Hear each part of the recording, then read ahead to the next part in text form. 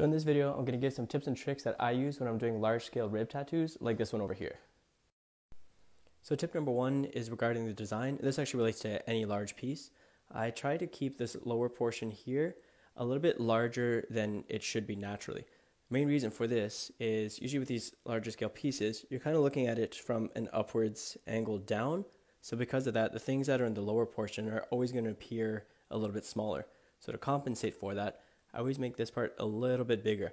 So once you lay it on the body and you're looking at it from that upwards angle, it doesn't seem too shrunk down. Here's a quick edit for a comparison. If we would have kept the claw the size that it was originally, it would end up looking a little small and silly next to the size of the face. Again, here it is back to normal. Tip number two is regarding stencil application. For ribs, you want to keep the skin in somewhat of a more natural position. So I tend to have the client with their arm sort of halfway up and to the side like this here. So not completely stretched up or down, but just halfway up.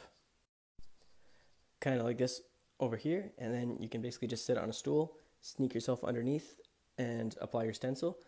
This is so that the skin is not completely stretched out, because if you apply the stencil this way, once your client goes in a more relaxed position, the entire tattoo is going to get really smushed and your design will get compromised.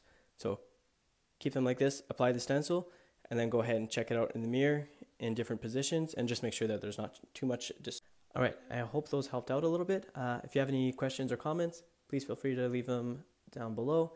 Thanks again for watching and happy tattooing.